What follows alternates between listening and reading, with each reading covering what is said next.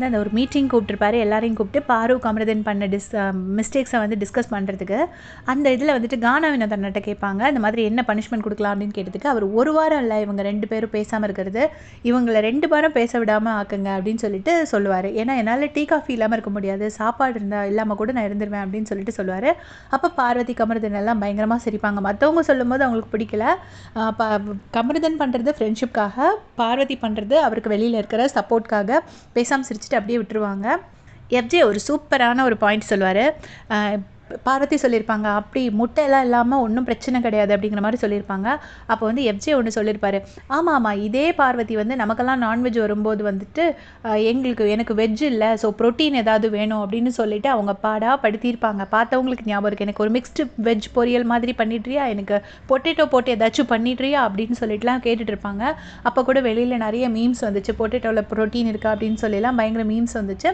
So அதை வந்து FJ சொன்னோடனே அப்படி ஆஃப் ஆகிட்டாங்க.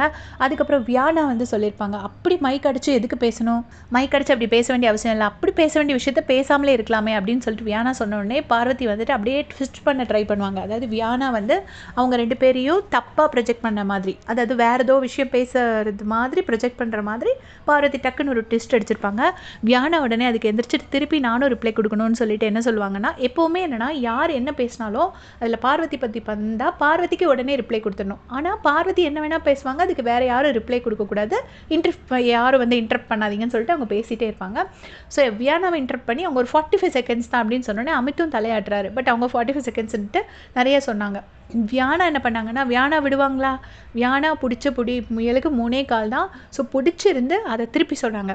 நம்ம 2 பேரும் கூட அந்த டாஸ்கில் ஏதோ ஒரு டாஸ்க்கு சொல்கிறாங்க, சொல்லிவிட்டு அதில் நீ மைக்க மறைச்சிட்டு என்கிட்டயே பேசியிருக்கேன், நான் அப்போவே சொன்னேனே உங்ககிட்ட மைக்க மறைச்சி அப்படி பேசணும்னு அவசியம் இல்லை பாரு, சத்தமாகவே சொல்லுன்னு சொல்லியிருக்கேன் அப்படின்னு சொன்னோடனே பாரு அப்படியே ஆஃப் ஆகிட்டாங்க. ஐயோ இவ வேறு ஏதாவது இன்ஃபர்மேஷனை பழசு எடுத்து விட்டுறக்கூடாது அப்படின்னு சொல்லிட்டு பாரு அப்படியே ஆஃப் ஆகிட்டாங்க. அப்புறம் சாண்ட்ரா ஏன் தான் இப்படி பார்வதிக்கு சொம்படிக்கணும்னு அவசியம் இல்லை. அவங்க வந்து சொல்கிறாங்க, கமருதீனுக்கு வந்து கொஞ்சம் கூட கில்ட் இல்லை, ஆனால் பார்வதி ரொம்ப கில்ட்டோடு சுற்றிட்டு இருக்கா. சரி, கமருதீன் பற்றி உங்களோட ஒப்பீனியன் சொல்கிறீங்க, ஓகே. பார்வதி வந்து ரொம்ப கில்ட்டோடு சுற்றிட்டு இருக்காங்கன்னு சொன்னால் சொல்கிறது அவங்களுக்கே கேட்குறதுக்கு நம்புற மாதிரியாக இருக்குது. இல்லை சாண்ட்ரா வந்து ஏமாறுற மாதிரி பொண்ணா? சாண்ட்ராலாம் நல்ல கிளவரான லேடி தான், அவங்களுக்கு எல்லாம் தெரியும், எதுக்காக அப்படி சொன்னாங்கன்னே தெரியல.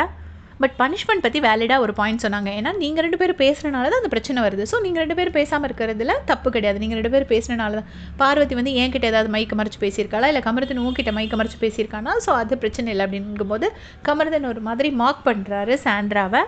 இதை மொத்தமாக குட்டையை கொலை பண்ணது யார் அப்படின்னு பார்த்தீங்கன்னா சுபிக்ஷா. அவங்க என்ன சொல்லுவாங்கன்னா, சாண்ட்ராவும் வியானாவும் கூட மைக் மறைச்சு பேசியிருக்காங்கன்னு தேவையில்லாமல் அந்த பாயிண்ட்டை கொண்டு வந்து கொடுப்பாங்க. பார்வதி சும்மாவே ஆடுவாங்க, அவங்க காலைல சலங்கை கட்டி விட்ட மாதிரி சுபிக்ஷா அந்த பாயிண்ட்டை உளறிட்டாங்க.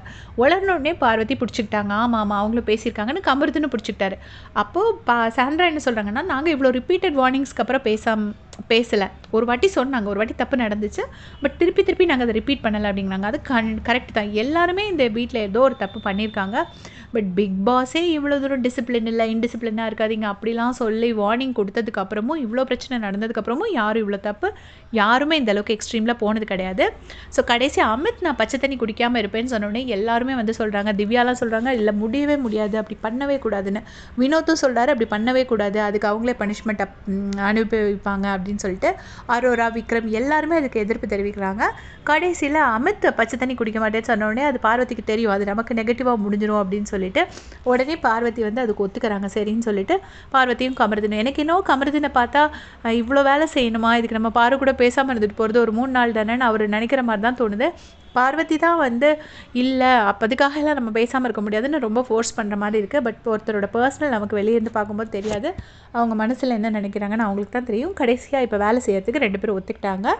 இப்போ அடுத்த கேஸ் வரப்போகுது, ஆதிரியோட கேஸ், பார்த்துட்டு அப்டேட் பண்ணுறேன். தேங்க்ஸ் ஃபார் வாட்சிங்.